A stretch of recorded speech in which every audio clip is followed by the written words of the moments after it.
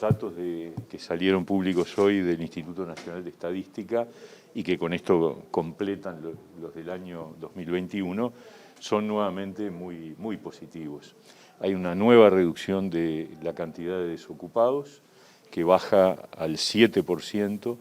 El 7% de desocupación es una cifra que para encontrar un número de similar magnitud hay que retrotraerse a diciembre del 17. Por lo tanto, estamos hablando de una caída de la desocupación realmente importante. Incluso si uno hace el análisis trimestral, es decir, de los meses de octubre, noviembre y diciembre, y los compara el promedio, que pasa a ser 7,5, el promedio del trimestre, con los trimestres anteriores de 2020, de 2019 y de 2018, sigue siendo inferior. Es decir, el resultado del último trimestre, ya no solo de diciembre, sino del último trimestre del 2021, implica que el desempleo es más bajo que el equivalente a los años 2020, 2019 y 2018. Este es un resultado que realmente nos alegra mucho. Está en línea también con la reducción del seguro de paro. Hay también un aumento en la cantidad de puestos de trabajo, un aumento que supone, con respecto al 2020, alrededor de 68.000 puestos más de trabajo, y con respecto al 2019 también, alrededor de unos 20.000 puestos más de trabajo, y me parece que todo está configurando un panorama en donde definitivamente la recuperación del empleo ya no es solo con respecto a la previa a la pandemia, sino que incluso empieza a mostrar datos mejores de los últimos años del periodo anterior. ¿Esto ha tratado algunos sectores de actividad en específico? Bueno, ese dato en la información que da el INE no lo tenemos todavía. Obviamente hay que estudiarlo, hay que analizarlo, pero la impresión que tenemos de lo que viene siendo el análisis de los meses anteriores es que la reactivación es en todos los sectores de actividad. En alguno puede haber un poquito más de rezago, pero en general lo que tenemos es una economía en general con crecimiento y se traduce en mayor empleo en todos los sectores. Ahora bien, usted dice que los guarismos son similares a los del año 2017, pero ¿se trata de la misma cantidad de personas? Sí, estamos hablando de una tasa de actividad, una población económicamente activa que puede estar muy parecido en cantidad de personas. Dentro del informe se habla de un cambio en la forma de medir.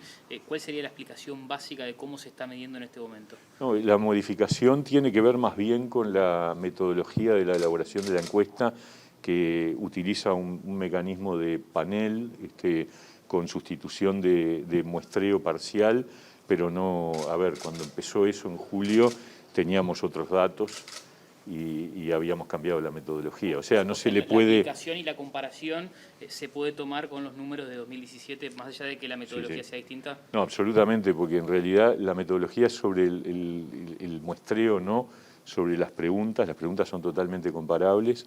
La forma, digamos, la representatividad de la muestra también. O sea, acá no hay un problema de que la metodología explica este cambio, porque repito, se cambió en julio y en julio tuvimos números que no eran estos. O sea, tomado con respecto a julio, también lo que se produce es una mejora significativa, que por otra parte también está en línea con los datos del seguro de paro. Es decir, los datos de la cantidad de trabajadores en seguro de paro se vienen reduciendo en una proporción significativa, igual que los datos que tienen que ver con el desempleo. El otro dato interesante que sale hoy es nuevamente la ratificación de la reducción del empleo informal. Es decir, otra vez estamos en un número que está en el orden de 21,7, estoy diciendo de memoria, que es inferior a ese 25% que teníamos previo a la pandemia. O sea, acá hay un desafío que es analizar por qué se ha reducido el trabajo informal, siendo que la cantidad de población económicamente activa ha crecido nuevamente. O sea, estamos con un número importante. Entonces, una explicación va por el lado de que muchos trabajadores con esta situación que se ha vivido de la pandemia han observado que la formalidad es un componente de protección importante y que de alguna manera les permite un resguardo que si no son formales no lo tienen. Infiero entonces que la población económicamente activa es del mismo número, digamos, similar a lo que era en 2017, lo que está diciendo. A 2017 la verdad que no tengo el dato acá, pero con respecto al 2019 sí. ¿Cuáles son las proyecciones de cara a 2022 en ese sentido? Bueno, nosotros tenemos la impresión de que hay un proceso de reactivación económica importante, que tengo toda la impresión de que se va a seguir continuando y en la medida que hay crecimiento económico, esas cosas repercuten positivamente en el empleo. De todas formas, hay que ver cómo evoluciona el año, hay que ver estos primeros meses del 2022 con los impactos que ha tenido la nueva ola de contagios. Puede ser que algún sector pueda aparecer afectado en los datos siguientes, pero por ahora no tenemos información como para sostener nada, ¿no? Ministro, con datos cerrados también a 2021 se constata que el índice medio de salarios marca que hay una caída de salario real. ¿Qué se pretende hacer con eso? ¿Cuándo se puede ver una recuperación? Porque los datos también del sector público y privado marcan que hay una caída en ambos casos. Sí, sin duda. Eso era parte de lo que se asumió como una realidad a partir del impacto que tuvimos el año pasado, el 2020, en la pandemia y el acordar una ronda salarial que iba a traer como consecuencia una caída del poder adquisitivo del salario.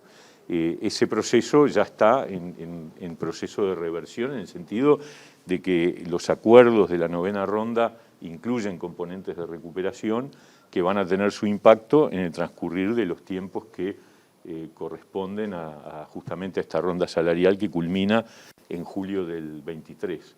Entonces, efectivamente hay una caída del salario real, tanto en el sector público como en el privado, de la magnitud que recién se indicaba, y también hay un compromiso del gobierno de trabajar en la recuperación para que en el transcurrir de este periodo de gobierno hayamos recuperado el 100% del poder adquisitivo del salario. Y en el caso de las jubilaciones, que también se ven impactados por esto, ¿se puede pensar en algún mecanismo especial o se piensa que con la recuperación salarial se va a poder alinear? Ciertamente, en la medida que las jubilaciones se han ajustado siempre por el índice medio de salarios, lo que es razonable es que en la medida que hay recuperación del salario va a haber un incremento del índice medio de salarios y por lo tanto se van a alinear también los valores de las jubilaciones. Lo que está pasando hoy con los aumentos de las jubilaciones es el reflejo de la caída del poder adquisitivo del salario.